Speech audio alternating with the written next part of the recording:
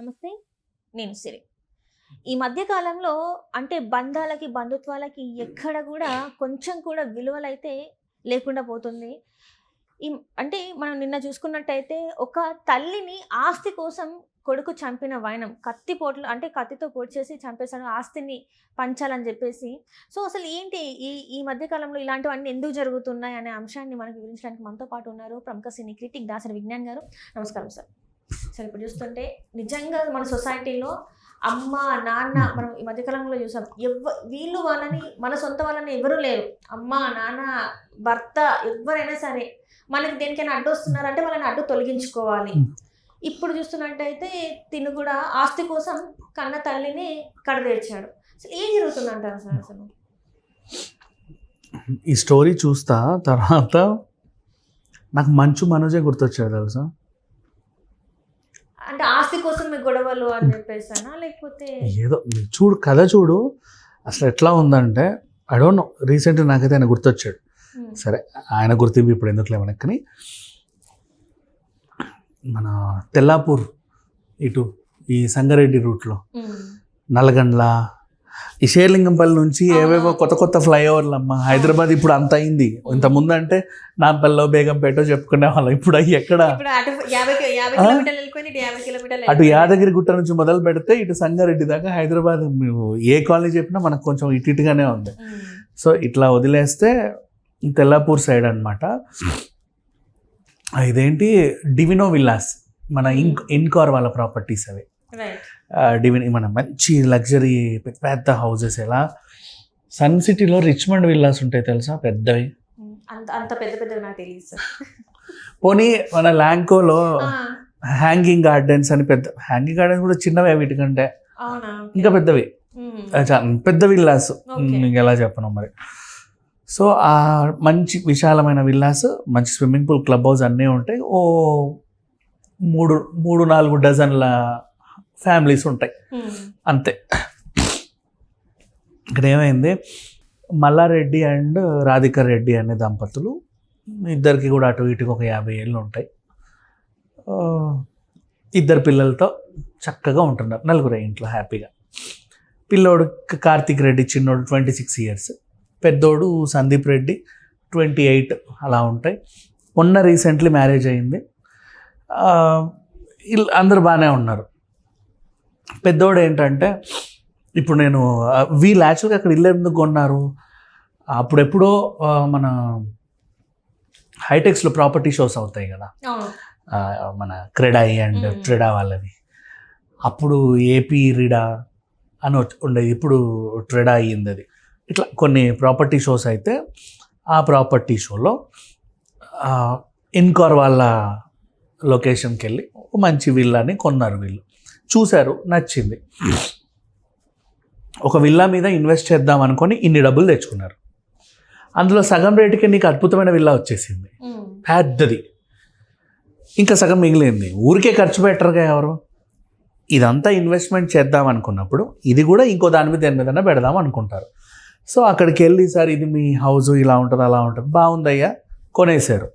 ఆ మిగిలింది కూడా ఎలాగ అక్కడ దాకా వచ్చాం కాబట్టి అట్లా చూస్తారు. ఇది చుట్టుపక్కల ఈ పక్కన అదేదో అగ్రికల్చర్ ల్యాండ్ ఉందంట సార్, అమ్ముతాం అనుకుంటున్నారు. ఇంత పర్లేదు మన బడ్జెట్లో ఉంది కదా అని చెప్పి అది కూడా కొంటారు. ఏదో ముక్క కొందాం అనుకుంటారు. ఇన్వెస్ట్మెంట్ ఇప్పుడు కాకపోతే రేపు ఎల్లుండో 2 పిల్లలు పనికొస్తాయి కదా. ఎలాగో నేను ఇంత ఇన్వెస్ట్ చేద్దామని మైండ్లో ప్రిపేర్ అయ్యా. నాకు సగానికి ఒకటి వచ్చిన తర్వాత మిగతా సగం కూడా ఇంకో దాని మీద పెడదాం పెట్టేశారు. అప్పుడు హ్యాపీగా వెనక్కి వచ్చారు. ఆ హౌస్ కన్స్ట్రక్ట్ అయ్యాక వీళ్ళు గృహప్రవేశం చేసి వెళ్ళి ఉంటూ ఇన్నేళ్ళకి పెద్ద కొడుకు పెళ్ళి కూడా చేశారు. హ్యాపీగా ఉంటున్నారు. సందీప్ పెద్ద కొడుకు పద్ధతి గల వ్యక్తి, కుటుంబంలోనూ మంచి పేరు ఉంది, పెద్ద చెడలవాట్లు ఏం లేవు. ఉన్నా కూడా మరీ అంత ఒకేషనల్గా ఏమన్నా చిన్నవి ఉండొచ్చాము, కానీ మరి ఎబ్బెట్టుగా బ్రతికైతే కాదు. మంచి జాబ్ చేసుకుంటూ కుటుంబ సభ్యుల్లోనూ కూడా మంచి ఇది ఉంది. అందుకని చెప్పేసి పెద్ద కొడుకుకి పెళ్లి చేయగానే మంచి భార్య వచ్చింది, హ్యాపీగా ఉన్నాడు. ఇప్పుడు ఇక్కడ సమస్య ఎక్కడ వచ్చింది అంటే, పెద్ద కొడుకు పెళ్ళయింది, పెద్ద ఫంక్షన్ అయింది, ఆల్రెడీ వీళ్ళు ఉన్నోళ్ళే, మంచి ఆ స్థాయి కావాలి, ఇంకో చాలామంది వస్తారు. ఒక పెళ్ళిలో ఖచ్చితంగా అందరి కళ్ళు ఎక్కడ పడతాయి. చిన్నోడు మరి ఏమనుకుంటున్నారు, మాకు తెలిసిన ఒక అమ్మాయి ఉంది మాట్లాడమంటారా, ఇంతేగా. అంతే, ఫస్ట్ ఉంది అయిపోయింది, సెకండ్ ఉంది మరి ఏంటి కదా అంటారు. వీళ్ళు రెడ్డీస్ మనోళ్ళే ఎవరో ఉన్నారు, పలానాయన కూతురు ఉంది, పలానా వాళ్ళు ఇది ఉంది, మాట్లాడమంటే మాట్లాడతాం అంటారు. ఇలాంటి పలకరింపులు ఎక్కువైపోయాయి. ఇలాంటి పలకరింపులు ఎక్కువైనప్పుడు వచ్చే ప్రాబ్లం ఏంటంటే ఇంటికి వచ్చిన తర్వాత కొడుకు మీద ఎఫెక్ట్ పడతాయి. ఏరా అన్నయ్య పెళ్ళైంది కదా, నీకు కూడా చాలా వస్తున్నాయి సంబంధాలు, చేద్దామంటున్నారు, నువ్వు ఇట్లుంటే కుదరదు, నువ్వు మారాలి. ఎట్లున్నాడు కార్తిక్ రెడ్డి? కొంచెం వ్యసనాలకి బానిసైనట్టు అనిపిస్తుంది. ఎగ్జాక్ట్లీ. అంటే కొంచెం మేకవర్ కూడా ఆ పిచ్చి చింపురు గడ్డం, ఆ జుట్టు అయినా కానీ వాళ్ళంతా ఏదో రకంగా ఉండనట్టు, వ్యసనాలకు బానిస, ఇష్టం ఉన్న తిరుగుళ్ళు. కారు బయటికి వెళ్ళిందా ఏదో 4 డొక్కులతోనే ఇంటికి వస్తుంది, లేదా ఏ పోలీస్ స్టేషన్లోనో ఉంటుంది. పైకి బయటికి వెళ్ళిందా ఏ డ్రంక్ అండ్ డ్రైవ్లో దొరకని అది రాదు. ఈ టైప్ మనిషి విచ్చలవిడిగా ఫ్రెండ్స్తో ఎట్లా పడితే అట్లా తిరగడం, ఇంటికి వచ్చాడు ఓ చెప్పటు ఓ చెప్పిటు ఇసిరేసి లోపలికి వెళ్ళడం, టవల్ దుడిచావా ఎక్కడ ఆరేస్తున్నాడో కూడా తెలియకుండా వేసేయడం. అలా అనలేమమ్మా, పేరెంట్స్ బాగానే పెంచుతారు, కానీ మనోళ్ళు మన బంగారం బాగుండాలి ఇక చెప్పాలంటే. సర్దుకుపోయేది. ఇప్పుడు ఈయన టవల్ ఆడి ఇసిరేస్తే పాపం ఏ పని అమ్మాయో తీసుకెళ్ళి మళ్ళీ నీట్గా పెట్టేది. అయినా సరే వీళ్ళు ఇలాగే ఉంటారు. ఇంట్లో అన్నం బాగాలేకపోతే ప్లేట్లు ఇసిరేయడాలు, మ్యాచ్ ఓడిపోతే రిమోట్ బట్టి టీవీ మీదకి ఇసిరేయడాలు చేస్తారు చూడు కొంతమంది. ఆ టైంకి ఫ్రిడ్జ్లో చల్లటి నీళ్ళు లేకపోతే ట్యాప్ మన డోర్ వేసిపోతారు చూడు. ఈ టైప్ మెంటాలిటీ ఉన్నవాడు. నువ్వు మారు, పెళ్లి చేయాలి, నీకు కూడా అర్జెంట్గా పెళ్లి చేయాలి, మారు. ఇతను ఏం చేశాడు, సరే ఇప్పుడు పెళ్ళి అంటున్నారు కాబట్టి నేను సెటిల్ అవ్వాలి. వీడ చక్కగా చదివాడు, ఏదో జాబ్ ఉంది, వాడి తెలివితేటలతో డాడీకి కూడా చాలా ఇష్టం, ఎంతనే ఇన్వెస్ట్ చేస్తాడు వాడిపైన. నాకా ఇన్వెస్ట్మెంట్ ఏం చేయడు. మరి నేను జాబా నాకు రాదు, డిగ్రీ చదివింది, ఆ డిగ్రీ కూడా సరిగ్గా చేయదు, మరి ఏం చేద్దాం, మనం బిజినెస్ పెట్టుకుందాం ఏదో ఒకటి. తాగుబోతు ఫ్రెండ్స్ అందరూ కూర్చొని అరే అది చేద్దాం, ఇది చేద్దాం, అట్ట చేద్దాం, ఇట్ట చేద్దాం అంటారు కదా. వస్తాయి. అవి వచ్చి ఇంట్లో డాడీ నాకు డబ్బులు అది చేస్తా అంటే పళ్ళు రాల కొడతాడు, ఇవ్వరెవరు. నువ్వు అదే నీకు ఏదైనా పెట్టాలనుకుంటే పద్ధతిగా నీ 4 ఫ్రెండ్స్ని ఇంటికి తీసుకొచ్చి కూర్చోపెట్టి అమ్మ నాన్న, లేదా అమ్ముంటే అమ్మ నాన్న ఉంటే నాన్న, మేము 4 కలిసి ఇది అనుకున్నాము, ఇంత అవుతుంది, ఒక 6 నెలలకో 7 నెలలకో లాభాలు వస్తాయి, మేము చాలా కష్టపడదాం అనుకుంటాం, ఇది మా టీము, తలా ఇంత పెట్టాలనుకుంటున్నాం, మనం కూడా ఏమైనా మీరు ఆలోచిస్తే చూద్దాం అన్నాం అనుకో.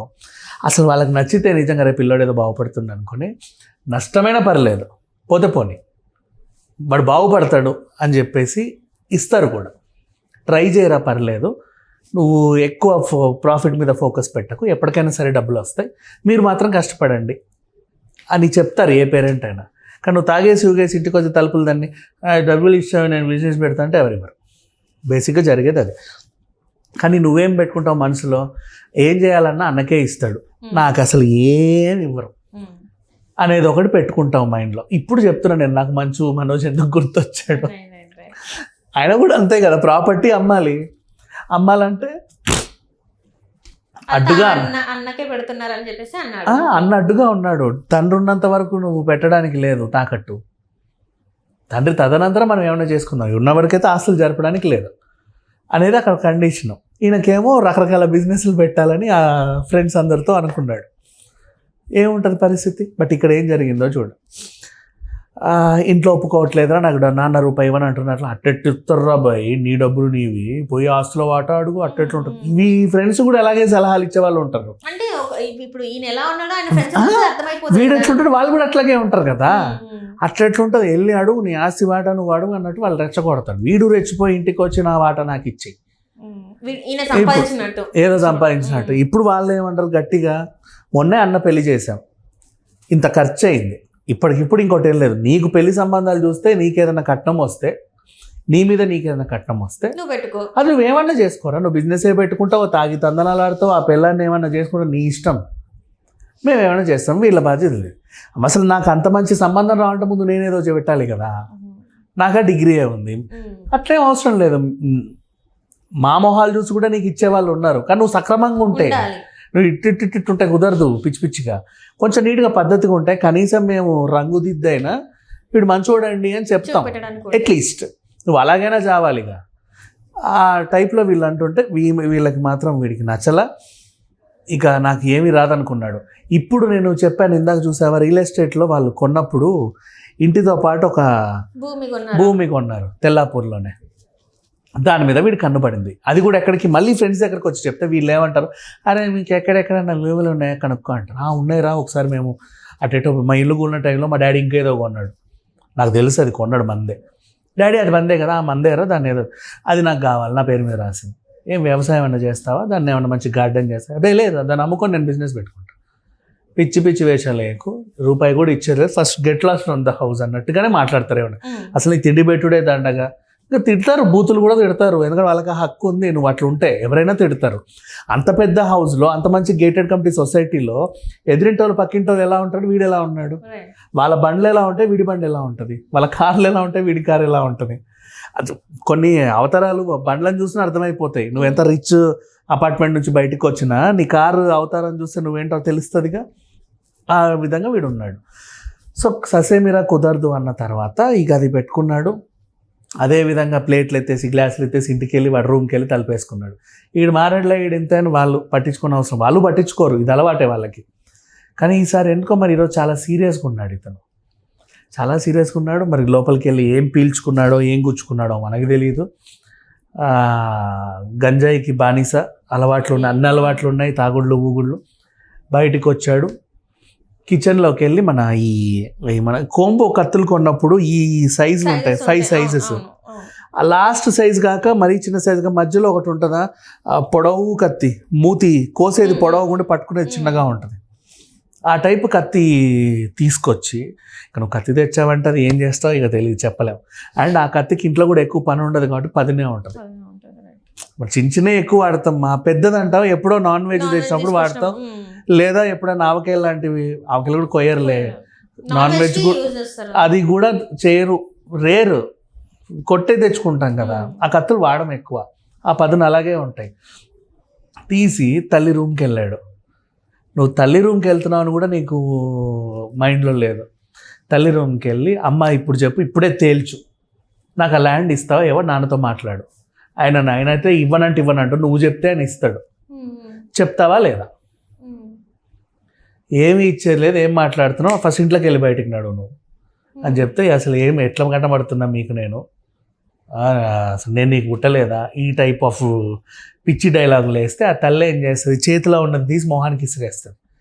ఎవరైనా అంతే, ఇట్లాంటి పిచ్చి పిచ్చి మాటలు మాట్లాడితే. వీడు అదే ఆవేశంలో లేచా కత్తితో ఇష్టం ఉన్నట్టు పొడి చేస్తే ఆ తల్లికి నిజంగా రాత్రి గుండెపోటు చనిపోయినా బాగుండేదేమో అనిపించింది నాకు. అంటే తెలియకుండా ప్రాణం పోయేది మా. ఇప్పుడు అది ఎట్లా, కన్న కొడుకు ఇంత పెద్ద కత్తి పట్టుకొని ఇట్లా పొడుస్తున్నాడు, ఈ చావా నాకు వచ్చింది అని ఆ తల్లి ఎంత ఫీల్ అయి ఉంటుంది అసలు. ఆ నిద్రలో ఆస్తి కోసం, డబ్బు కోసం, ఇంకా దేనికోసమో. అది వాడిది కూడా కాదు, మళ్ళీ మా కష్టార్జితం, మేమేదో నా మొగుడు నేను చెమట వచ్చి కష్టపడి సంపాదించిన సొమ్మది. ఆ రాత్రి నిద్రలో తెలియకుండా ప్రాణం పోయినా సరే ఆత్మ బాగుండేది. అసలు కన్న కొడుకు 26 ఏళ్ళు పెంచిన కొడుకు, రోజు తిట్టించుకుంది, తాగినా భరించింది. బట్ ఆ రేంజ్లో పొడిస్తే ఇష్టం ఉంటుంది. మళ్ళీ తండ్రి వచ్చాడు, అయ్యో నా భార్యను ఏదో చేస్తున్నాడని అతని చేతులు కోసేసాడు. అంతేనా, లేపి తీసుకెళ్లే పరిస్థితి కూడా లేదు. ఏదో రకంగా ఓ అంబులెన్స్ కాపాడలేకపోయింది, ఓ డాక్టర్ కాపాడలేకపోయాడు, ఓ హాస్పిటల్ కాపాడలేకపోయింది, ఆ మొగుడు కాపాడుకోలేకపోయాడు. తల్లి ప్రాణం అక్కడికక్కడ పోయింది. ఈ తండ్రికి అదొక రోదన. వీడిని ఏం చేస్తాం, ఇంకా వీడి గురించి ఇంతసేపు మాట్లాడుకోవడం కూడా దండగా. అసలు ఏం చేస్తాం చెప్పు. అంటే ఇప్పుడు పోలీసులు కూడా అంటే ఇట్లా అవుతుందని కూడా ఒక భయం ఉండదు, ఇలా చేస్తే నెక్స్ట్ మేము అరెస్ట్ అవుతాం, జైల్లోకి వెళ్తాం, మాకు శిక్షలు పడితే అనే భయం కూడా వీళ్ళకి ఉండదు అనుకో. అయితే అవ్వని, నష్టమేం లేదు, నా జీవితం మొత్తం సర్వనాశమైంది మీ వల్లే. ఇప్పుడు ఇక్కడ లైఫ్ టర్నింగ్ పాయింట్ ఒకటి చెప్తా. ఈ హత్యకి మధ్యలో ఏంటి, పెళ్లి ప్రపోజల్ వచ్చినప్పుడు ఇతన్ని ఏం చేశారంటే, వీడు ఇలా ఉంటే పెళ్ళిళ్ళు కావు, ఏదో ఒకటి చేద్దామని అతన్ని ఒప్పించి రీహాబిలిటేషన్ సెంటర్లో జాయిన్ చేశారు. ఈ రీహాబిలిటేషన్ సెంటర్ కోయంబత్తూర్లో ఉంది. ఇక్కడ జాయిన్ చేసిన మళ్ళీ ఏ ఫ్రెండ్ సరే అలా బండెక్కు మళ్ళీ సాయంత్రం తోలుతాలే అంటారేమో అని కోయంబత్తూర్లో రిహాబ్లో పెట్టారు. రిహాబ్కి వెళ్ళి కొడుకు ఒక 1-2 నెలల తర్వాత ఇంటికి వచ్చాడు. ఇప్పుడు 2 నెలల తర్వాత ఇంటికి వచ్చిన కొడుకు ఎలా ఉండాలి, మారిపోతారు అనుకుంటారు ఎవరైనా. మరి రిహాబ్ ఎందుకు ఇంకా, అంతేనా?